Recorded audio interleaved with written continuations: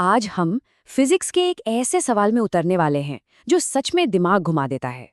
एक ऐसा सवाल जो हमारी रोजमर्रा की समझ को पूरी तरह से चैलेंज करता है। हाँ, बिल्कुल सही पड़ा।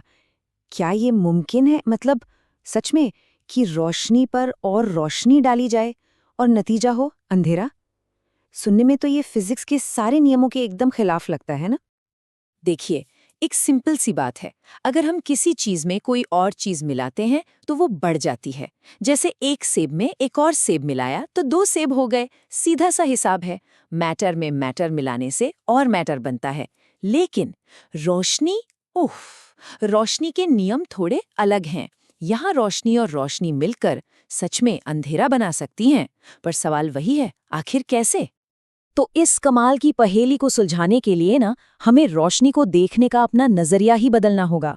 उसे एक सीधी रेखा, एक रे की तरह नहीं बल्कि एक लहर, एक वेव की तरह सोचना होगा। और बस यहीं से एंट्री होती है वेव फ्रंट के कॉन्सेप्ट की। तो ये वेव फ्रंट है क्या भला? अच्छा, जरा सोचिए। शांत पानी में एक पत्थर फेंका, क्या होता है? गोल गोल लहरें फैलने लगती है ना? अब अगर हम उन लहरों के सबसे ऊपर वाले हिस्से क्रेस्ट्स को जोड़ते हुए गोला बना दें, बस वही है वेव फ्रंट। लाइट के लिए भी ये एक ऐसी ही इमेजिनरी सरफेस है जहां लाइट वेव के सारे पार्टिकल्स एक साथ एक ही फेज में वाइब्रेट कर रहे होते हैं। अब देखिए, सोर्स जैसा होगा वेव फ्रंट भी वैसा ही बनेगा। मान लीजिए हमारे पास एक पॉइंट सोर्स है, एक छोटा सा एलईडी बल्ब। तो उससे जो वेव फ्रंट्स निकलेंगे वो स्फेरिकल होंगे, जैसे एक गेंद जो चारों तरफ फैल रही हो। और अगर सोर्स एक लाइन की तरह है, सोचिए एक ट्यूबलाइट, तो उससे निकलने वाले वेव फ्रंट्स होंगे सिलिंड्रिकल, बिल्कुल एक सिलेंडर की तरह जो बाहर की ओर फैलता जा रहा है। लेकिन जब लाइट का सोर्स बहुत बहुत दूर हो, जैसे कि सूरज, तब क्या होता है? तब उसके इतने बड़े स्फेरिकल वेव फ्रंट का एक छोटा सा हिस्सा हम तक पहुंचता है, जो हमें लगभग फ्लैट एक सीधी लाइन जैसा ही लगता है। बिल्कुल वैसे ही जैसे इतनी बड़ी गोल धरती हमें फ्लैट महसूस होती है। कमाल है ना? तो ठीक है, अब हमें ये तो पता चल गया कि वेव फ्रंट क्या होते हैं। लेकिन ये लहरें आगे कैसे बढ़ती हैं? इनका बिहेवियर कैसा होता है? इसका जवाब दिया एक डच साइंटिस्ट क्रिश्चियन ह्यूगिन्स ने। और उनकी थ्योरी ने सच में सब कुछ बदल कर रख दिया।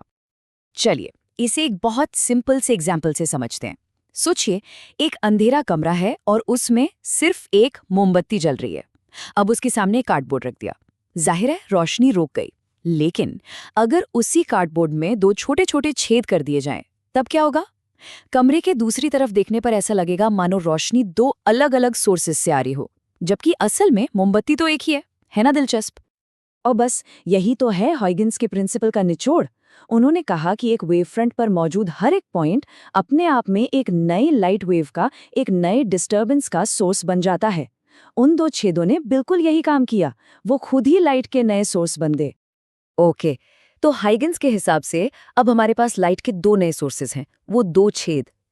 तो अब अगला और सबसे बड़ा सवाल, जब इन दोनों नए सोर्सेज से निकली हुई लाइट वेव्स आपस में टकराएंगी, मिलेंगी, तब क्या होगा?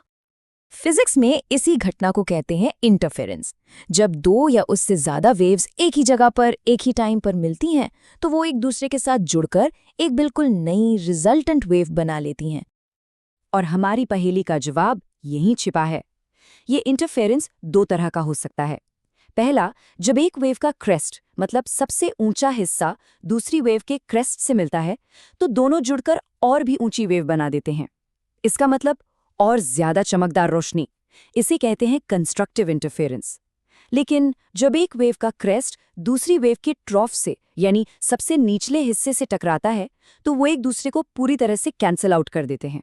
और नतीजा? अंधेरा। इसी को कहते हैं डिस्ट्रक्टिव इंटरफेरेंस। अब ये सब सुनने में कागज पर तो बड़ा अच्छा लगता है, लेकिन क्या इसका कोई सबूत है? क्या हम इसे अपनी आंखों से देख सकते हैं? तो जवाब है हाँ, बिल्कुल। और इसका सबूत हमें मिलता है फिजिक्स के इतिहास के सबसे फेमस और सबसे माइंड बेंडिंग एक्सपेरिमेंट्स में से एक से। थॉमस यंग नाम के एक साइंटिस्ट ने एक बहुत ही सिंपल लेकिन जीनियस एक्सपेरिमेंट किया। उन्होंने एक ही लाइट सोर्स से आ रही रोशनी को 2 बहुत ही पतली और पास-पास बनी स्लिट से गुजारा। और ह्यूगन्स के प्रिंसिपल के मुताबिक ये दोनों स्लिट्स क्या बन गई? हाँ, लाइट के 2 नए सोर्सेज। और जब इन दोनों सोर्सेस से निकली वेव्स सामने रखी स्क्रीन पर टकराएं तो जो दिखा वो सच में हैरान करने वाला था। स्क्रीन पर कोई एक जैसी रोशनी नहीं थी, बल्कि वहां तो चमकदार और कारी पट्टियों का एक पैटर्न बना हुआ था। इन पट्टियों को फ्रिंजेस कहते हैं। तो इसका मतलब क्या था? सीधी सी बात है, वो जो चमकदार पट्टियां थीं वो जगह थीं जहां कंस्ट्रक्टिव इंटरफेरेंस हुआ, मतलब जहां लाइट और लाइट मिलकर और ज्यादा ब्राइट हो गई। और वो काली पट्टियां, वो थीं डिस्ट्रक्टिव इंटरफेरेंस की जगह, जहां लाइट और लाइट मिलकर अंधेरा बन गई। यही पैटर्न वो पक्का सबूत था जिसने साबित कर दिया कि लाइट एक पार्टिकल नहीं बल्कि एक वेव है, और इस एक खोज ने फिजिक्स की दुनिया को हमेशा हमेशा के लिए बदल दिया। तो रोशनी प्लस रोशनी बराबर अंधेरा, ये कोई जादू टोना नहीं, ये प्योर फिजिक्स है। सिर्फ लाइट को एक वेव की तरह देखने से हमें इस यूनिवर्स को समझने का एक बिल्कुल नया नजरिया मिल गया। और ये हमें सोचने पे मजबूर करता है ना, कि हमारे आसपास और भी न जाने कितनी ऐसी सच्चाइयां छिपी होंगी जिन्हें हम सिर्फ इसलिए नहीं देख पा रहे क्योंकि शायद हम उन्हें देखने का सही चश्मा ही नहीं लगा रहे।